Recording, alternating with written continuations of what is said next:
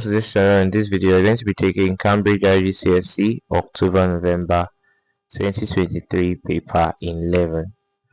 Right, so let's go right here. Starting with question 1 says, write down the mathematical name for this type of angle. So in this case, this is called an obtuse angle. And that's basically because the angle is greater than 90 degrees but less than 180 degrees, right?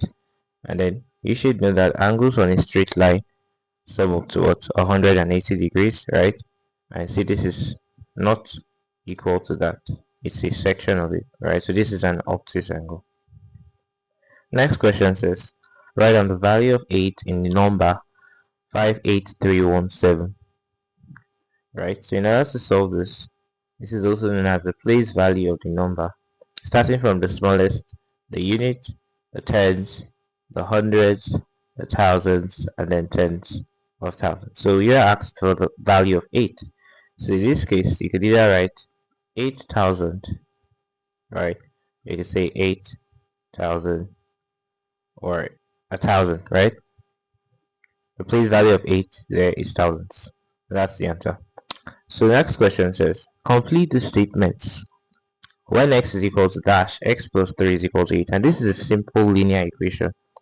And what you simply need to do here is subtract 3 on both sides, because your goal is to get the value of x.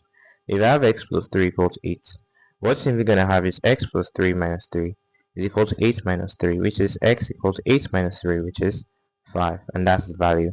And next question says, when 7y is equal to 63, 10y is what? So 7y equals to 63. To get the value of y, divide through by 7. This cancels this. 63 divided by 7 is what? 9, right? This is the value of y, right? And the question says, what's the value of 10y? So if y is 9, 10y is simply equal to 10 times y, which is 10 times 9, which is 90. And that's the answer, right? The next question says, find the cube root of 5,832. And that's simple. Remember that calculators are allowed in this paper. So you simply get your calculator and click on the cube root function and then simply insert 5 in this case 5832, sorry. And then you're going to get 18, right? And that's the cube, because 18 times 18 times 18 is 5832. Except if maybe it was a question where they wanted you to use long division and all of that, prime factorization to get the cube roots. But in this case, it's simple, just plug in to your calculator. Next question says, a watch costs $12,400. In the sale, there is a discount of 16%. Calculate the amount of the discount, right? So the percentage is given, the cost is given. So what do you simply do? Question says the amount of the discount. So what you're simply going to do is 16 over 100, which is equal to 16%, then multiplied by the price, which is 12,400, right? So this cancels this, the 0 cancels this, right? And then you have 124 times 16. And 124 times 16 is equivalent to 1,984. So that's the amount of the discount, right? The price that was deducted, that was removed from the initial price, right? So $1,984 is the correct answer. Okay, let's take the next question. It says, May writes down 5 integers. The lowest integer is 8. The range is 9. Right? The total of the 5 integers is 66. There is no mode. Write down the 5 integers. So the first clue here says that the lowest integer is 8. So you could simply place 8 here, right? The second info says the range is 9. So the question is, what's the range? So if you're given a data set, I ask for the range, is simply the highest minus the lowest, right? So since we are given the lowest, we now need the highest. So the highest minus the lowest, which is 8, remember that's the first point, is equal to the range, which is what? 9. So to get the highest value, we simply add 8 to both sides. So that's the highest. Negative 8 plus 8 is equal to 9 plus 8. So this goes, 9 plus 8 is 17, right? So that's the highest value. This is checked, right? Next point says the median is 15. So what's the median? We're given a data set arranged either in ascending order, that's increasing order, or decreasing order. You just get the middle values. If there are two values, you get the average, right? In this case, you have 5 values, right? So starting over from here, right, you can see that this is the middle, right? So 15 goes here, right? That's check, right? That's the middle figure. Then next point says the total of the 5 integers is 66. That means the sum of all these integers equals 66. And what does that mean? 8 plus 15 plus 17 is equal to what? 8 plus 15 is 23. 23 plus 17 is what? 40. So what's left? Because we don't know these two integers, right? So 40 plus, let's say that these missing numbers here, b and d, right? So that's plus b plus d is equal to 66, right? So that implies that b plus d is equal to 66 negative 40, which is 26. So the sum of these two is going to be what? 26. So how do we get one of them? Because it's not that clear here. And the information here says that there is no mode, right? And if you've read, you know that the mode is that's the most frequently occurring value in the data set, right? So we cannot say that b is equal to d, right? So we have to think. So what happens here? This is 15, this is 17. And then what does the question say? It says that May writes down 5 integers, right? So in between 15 and 17, right, the only integer that exists is what? 16. There is no other integers. All others are fractional in nature, right? So it's only 16. So that's the only possible value. You can't say 19 or 20 because the question says that the range is 9, and that implies that the highest is what? 17. So d is what? 16. So since b plus d is 26 and d is 16, that means that b plus 16 is 26, right? And that means that b is 26 minus 16, which is 10.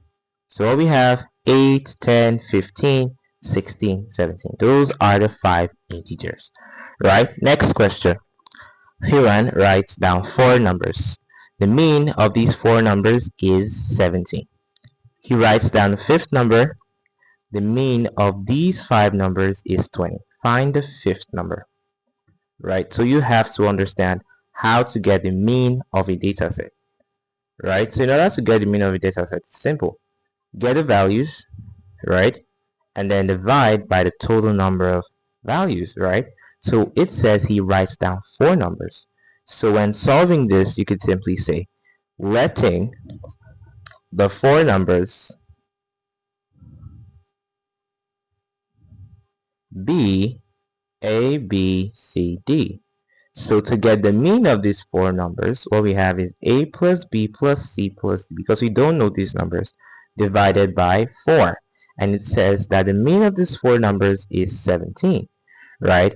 And then you can see this is a fraction, so we could multiply through by 4, and then this cancels, and that means that A plus B plus C plus D is 68. That means the sum of the 4 numbers is 68. The next point now says, he writes down a 5th number.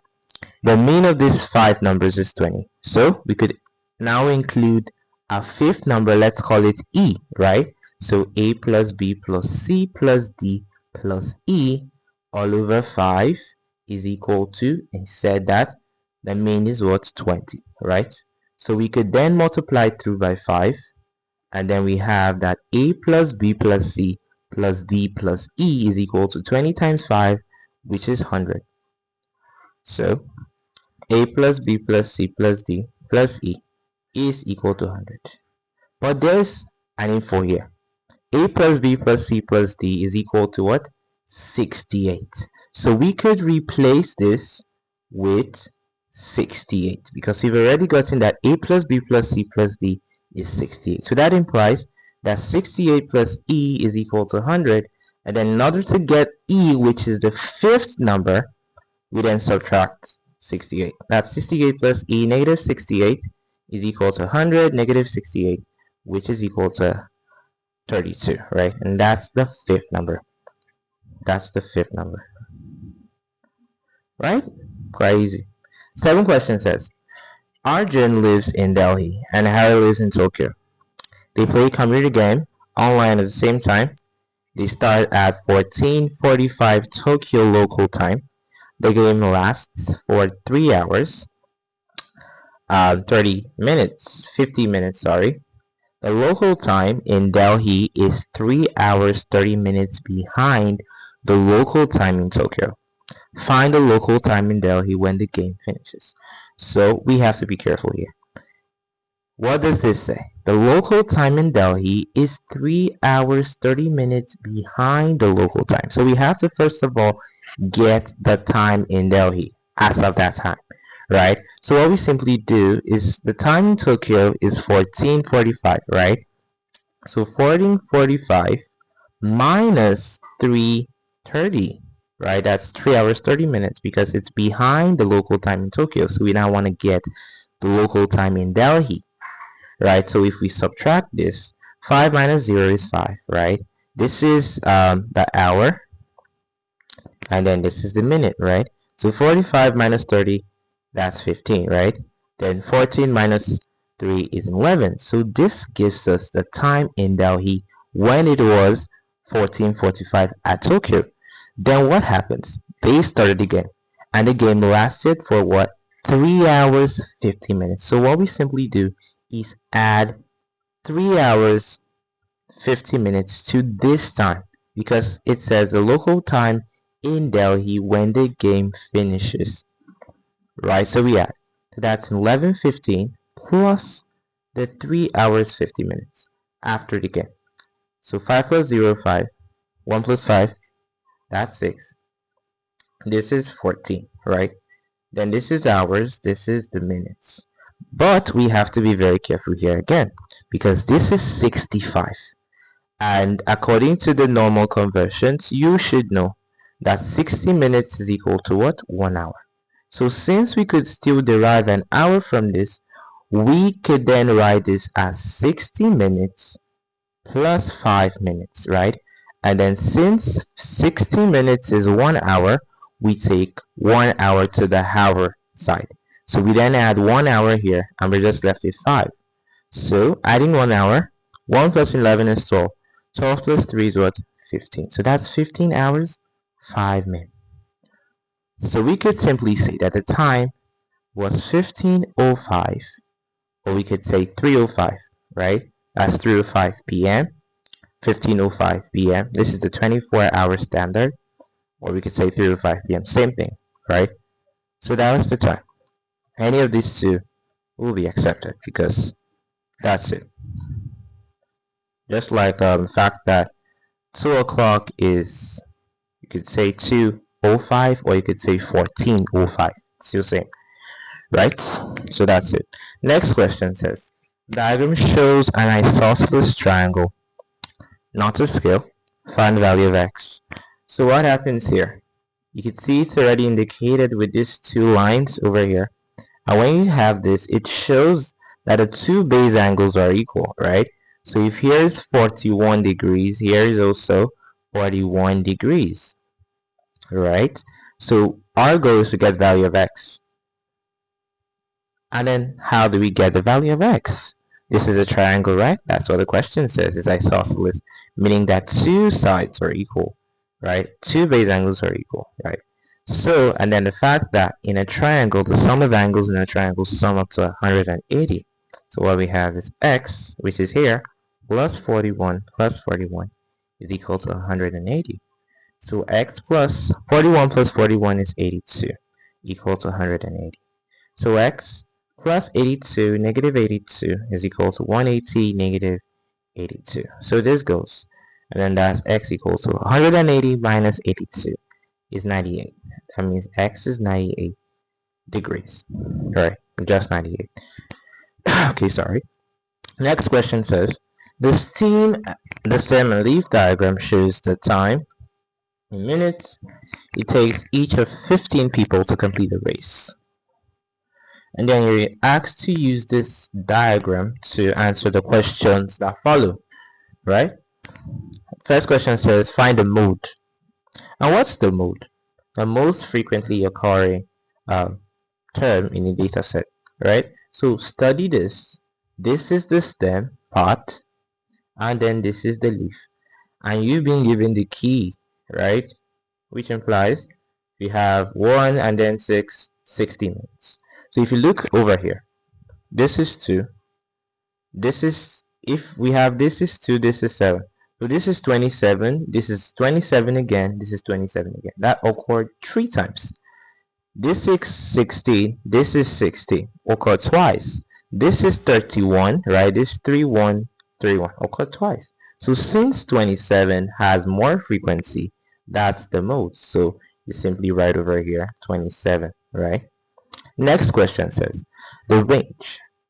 I explained how to calculate range earlier in this video, and we said it's simply the difference between the highest and the lowest value in the data set, right? So you can see that this part from the stem, this is 1, right? And starting from here we have 16. That's the lowest value. There is no other lower value, right? So the range is equal to the highest value, which is cutting from the 3, right? Because this has more power, right? So this is 3, this is 3, 3, 0, 30, 3, 1, 31. That's the highest value here. And that's 31 minus the lowest value, which is 16. 31 minus 16 is what? 15. So that's 15 minutes. And that's the range. Next question says, what's the median, right? We've already discussed, I've already given you an idea before, right? But you can see that this is stem and leaf diagram representation. So what you could do here is look at what you're given, and then you could write out the leaf values.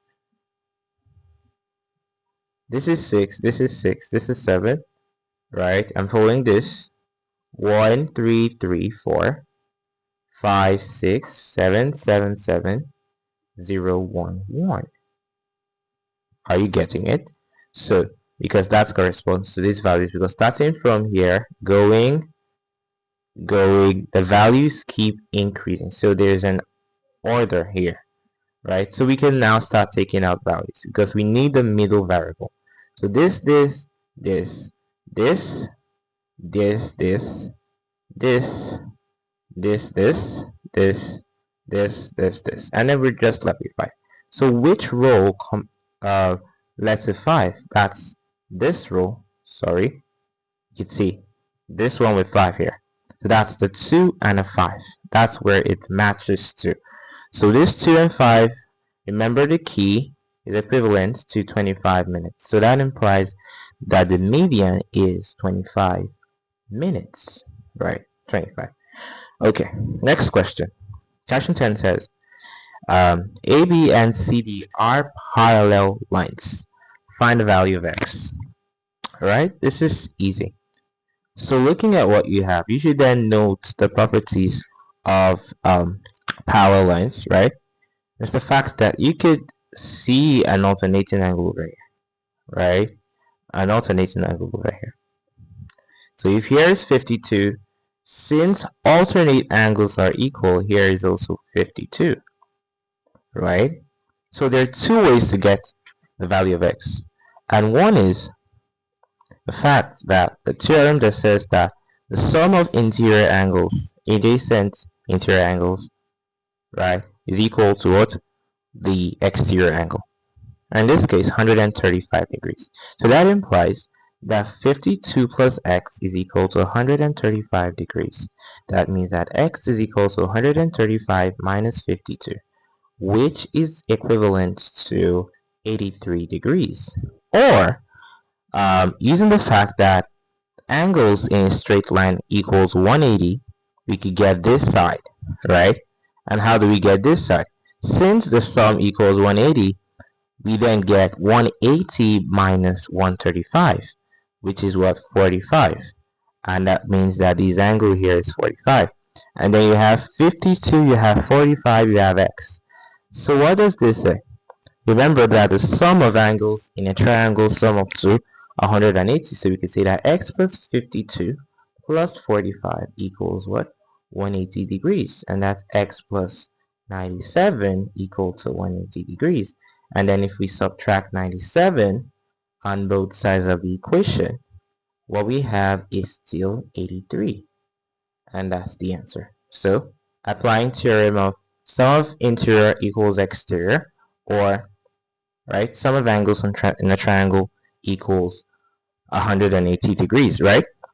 Next question says write 0.03682 correct to two significant figures, right? So in order to do this, looking from the right to the left, you can see that this starts with 0. So 0 is not seen here as a significant figure, right? Because this starts with 0. Looking from the left, this starts with 0. 0 point. So this significant figure starts after the 0, which is 3. This is 3, this is 6. So 0.03682. So this is the first significant figure. This is the second significant figure. So we then have to look at the third significant figure so that we could then apply that on the second, because we asked to correct 2. So since 8 is greater than 5, right, we could then round that up. It becomes 0.037. And that's the answer to two significant figures, right? That's it.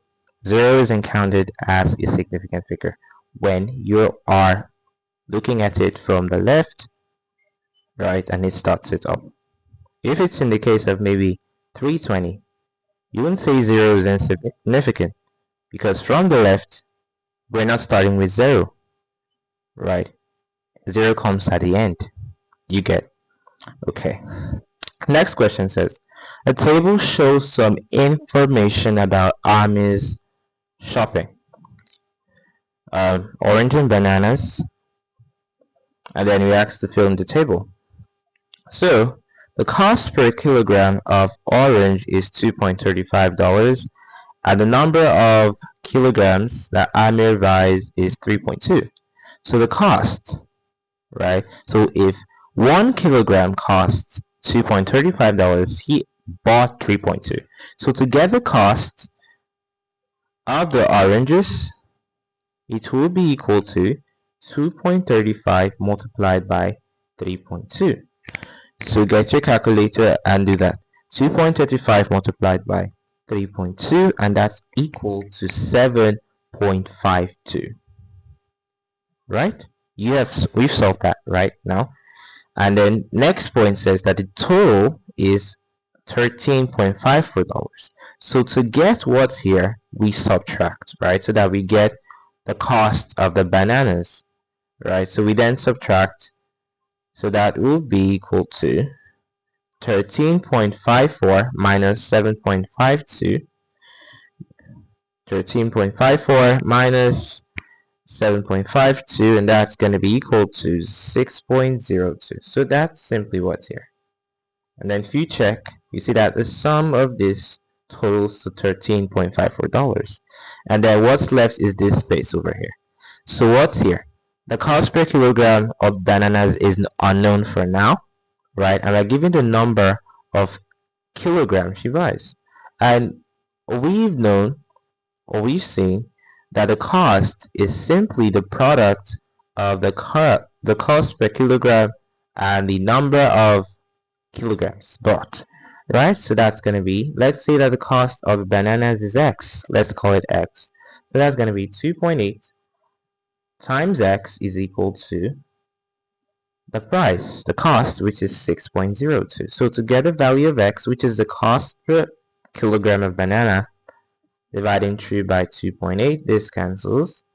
You have that X 6.02 divided by 2.8, and that's equivalent to $2.15, right? So that's $2.15. That's it. Table complete. Here. Let's move to the next question. It says, For each of 10 people working in an office, the scatter diagram shows their salary and the value of their car. Question says, one of these people has a salary of $28,000. Find the value of the car. So, in order to get this, you must understand the scale on the vertical axis and that on the horizontal axis, right? So it says that one of these people has a salary of $28,000. So this is $20,000, this is $30,000. $28,000 is likely to lie in between this. But how do we read its scale? Right, so first of all, get the difference between the two gaps so that you understand the scale. So 30,000 minus 20,000 is 10,000, right? And then you have 5 blocks. So if you should then divide 10,000 by 5, that is that's 2,000, right? So that's 2,000 per block. So after 2,000 we have 22,000. After that we have 24, we have 26, we have 28, and then we have 30. So this is 28. So if we then trace that up, you see that matches to a point, right? Which is this point over here. So if we then trace this point to the y-axis, which gives us the value of the car, we then have to understand the scale here so that we do not read wrongly, right? So what's the scale here? What's the difference between the gaps? 5,000 minus 4,000 is 1,000, right? And you have 5 boxes. So 1,000 divided by 5 boxes is equal to 200. So each box represents $200. So after 4,000, 4,200. After that, 4,400, 4,600, 4,800, 5,000. So this is 4,800. And that's the value of the car. 4,800. That's it. Next question says, another person starts to work in the office. Their salary is $54,000 and the value of their car is $6,100. Plot this information on the scatter diagram, right? So following what I explained earlier, you should be able to get this. This is 5,000. Remember the scale.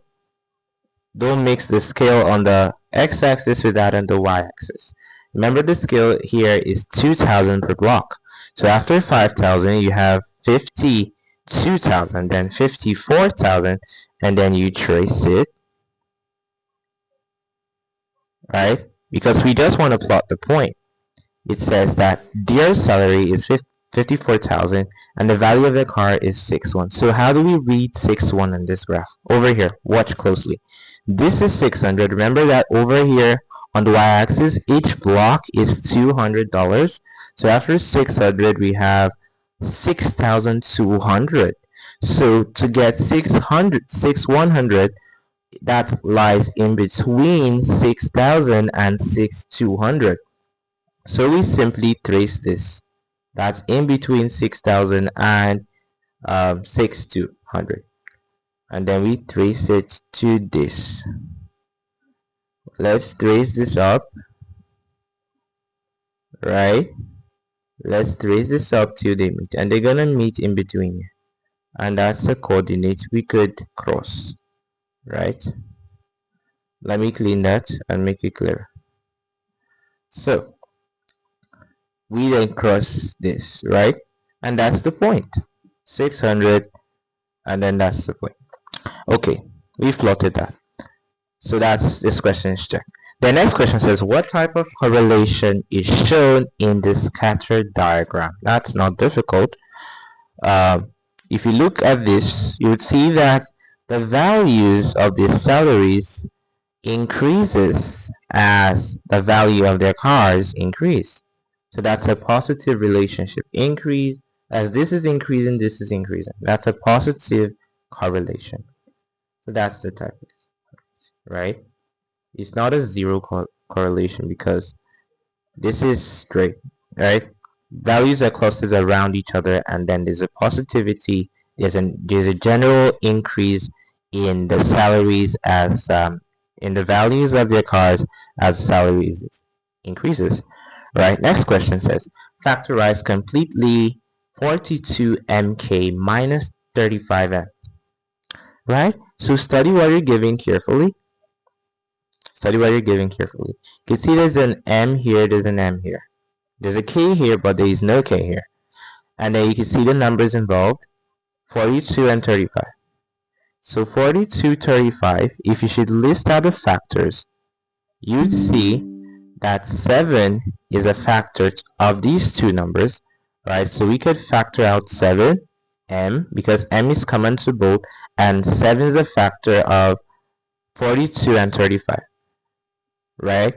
So 42mk over here, 42mk all over 7m is going to give us 7 into 42 is 6, that's 6k, minus 35m divided by 7m over here, 35m over 7m, this cancels this, 35 divided 7 is going to give us 5, and that's the factorization, that's it, right? So we just bring out the factors that are common to both, such that what's in the bracket, they don't have any stuff in common again, like 6 and 5, nothing in common, right? So we just factored out what was common, which is 7m, and then divided through by that factor. Next question says, find the HCF, the highest common factor of 140. So you can simply draw a line, 142 here, 72 here, 35, 5 here, that's 7, 7 here, that's 1. This is like kind of like a prime factorization. Then 126 to 63, 321, 37, 71. So we could say that 140 is equal to 2 squared times 5 times 7. And that 126 is equal to 2 times 3 squared, because 3 occurring twice, times 7. So the question now is, what's the HCF?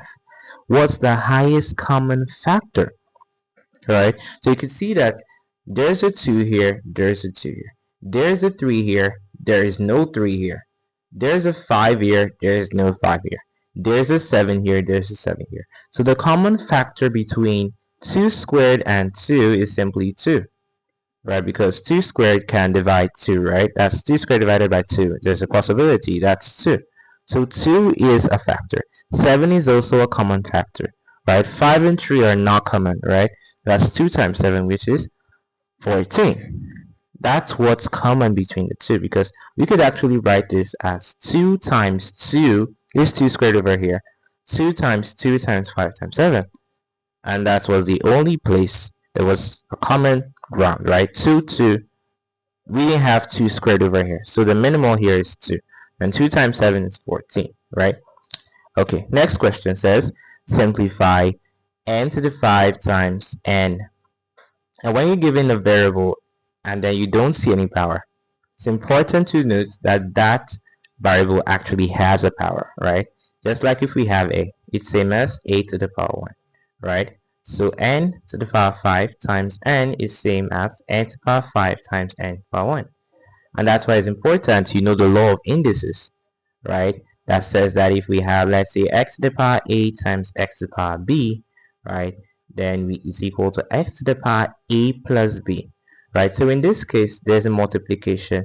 The bases are equal. So we could say it's equal to n to the power 5 plus 1, which is n to the power 6. And that's the answer. Next question says, 8x to the power 6 divided by 2x squared. Simple. So we could then write this as 8x to the power 6 over 2x squared. 2 divides itself to give 1.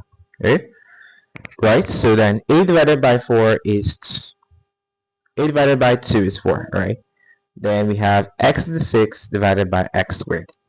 So we then make use of the division law that says that x to the power a over x to the power b is equal to x to the power a negative b. So x to the power 6 over x squared is equal to, so remember we've gotten this, a divided by 2 we had 4, rather than the 4, then that's x to the power 6 minus 2, right? Then that's 4x to the power 4, and that's the answer, 4x to the power 4.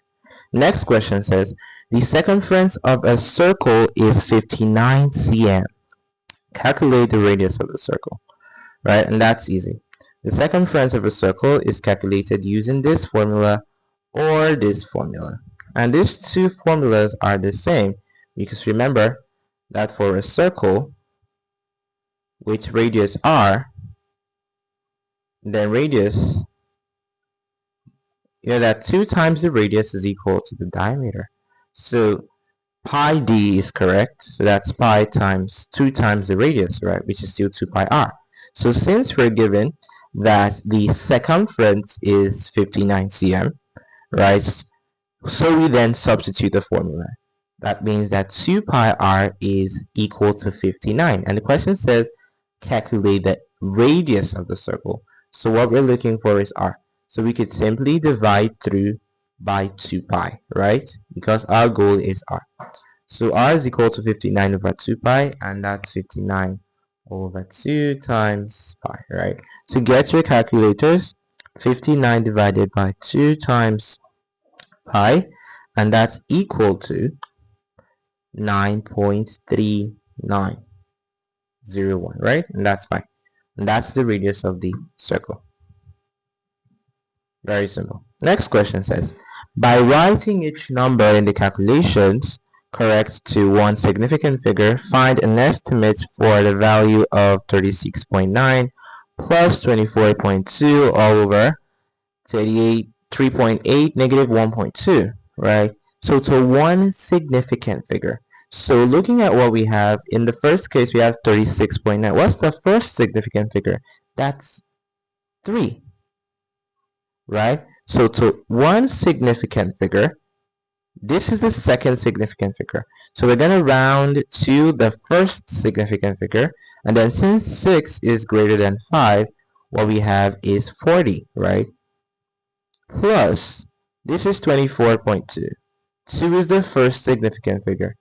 4 is less than 5, so it's going to be what? 20. Right? 20. Then over, this is 3.8, right? 3 is the first significant figure. This is the second, so we then round to the first, and then since 8 is greater than 5, we're going to have 4. That's 4 minus 1.2. If we're to round that to one significant figure, what we have is 2 is less than 5, right? So we're gonna, so 2 can't round that up, so we're just gonna have 1, right? So that's gonna be 40 plus 20, which is 60, divided by 4 minus 1, which is 3. And 60 divided 3 is 20. And that is the estimate for the value of 36.9 plus 24.2 over 3.8 minus 1.2, right?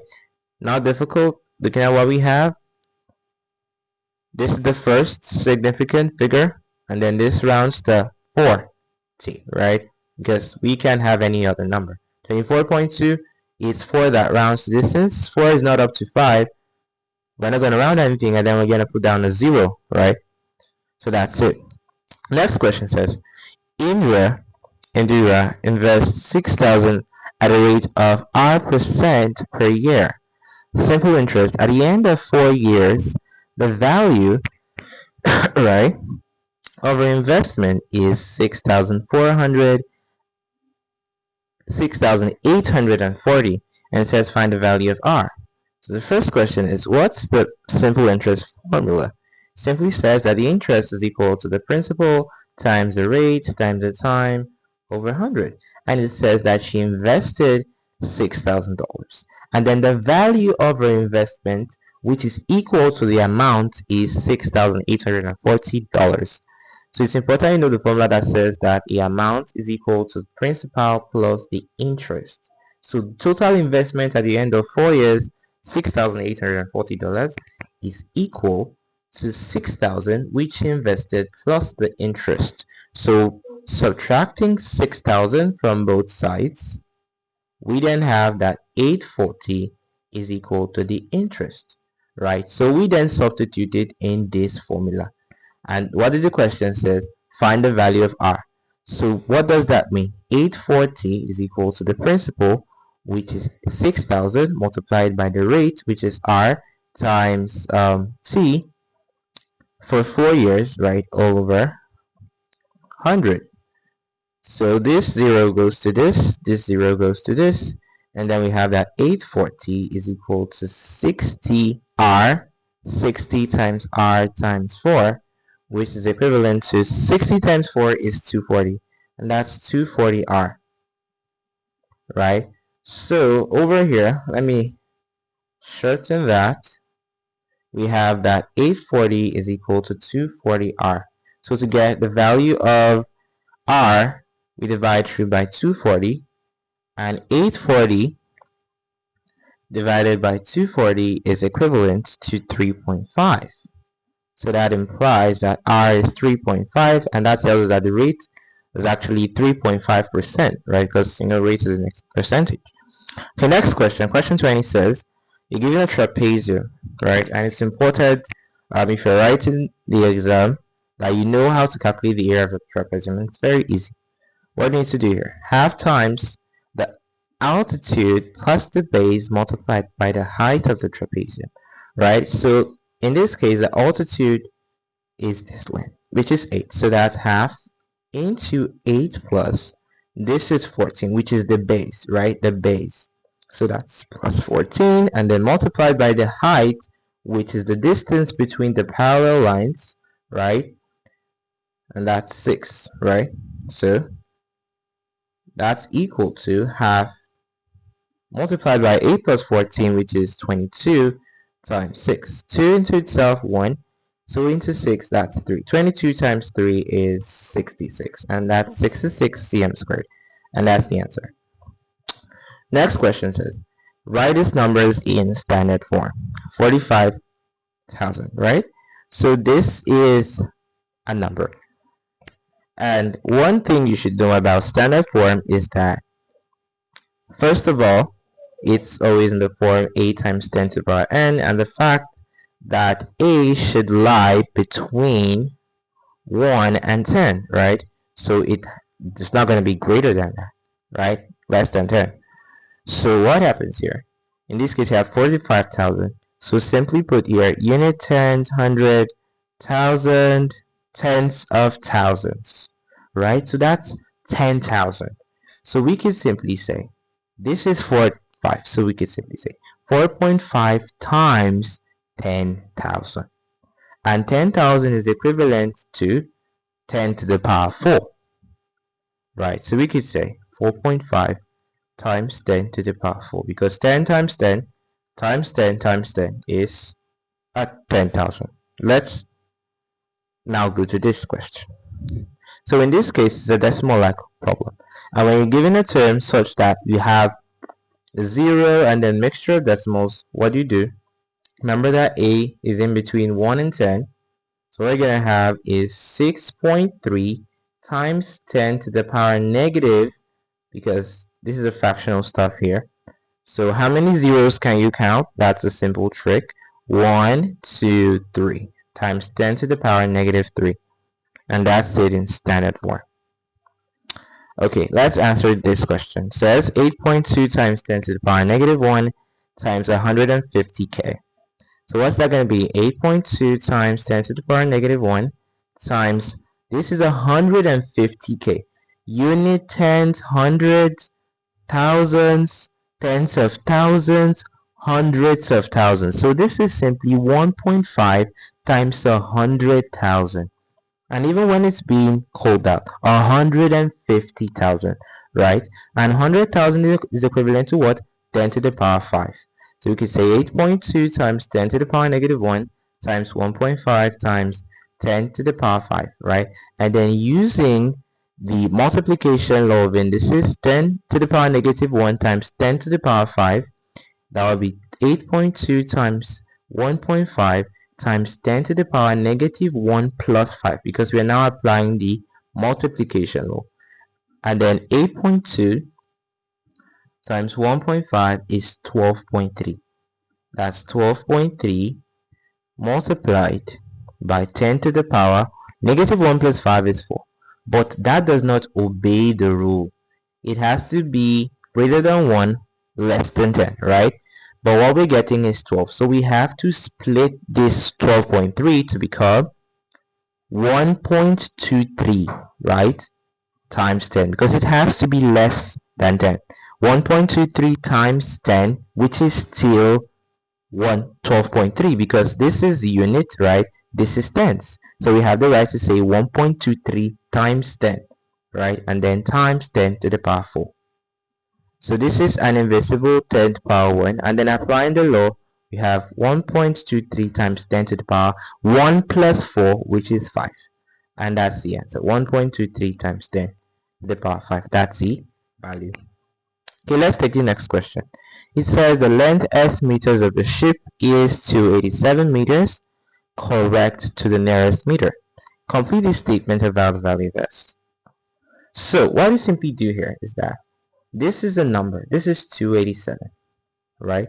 And then you see this applying the lower and the upper bounds. So if you have a ship, that is what this says. It says correct to the nearest meter. So for the length to be 287 and then it was corrected to the nearest meter, we now reverse the process.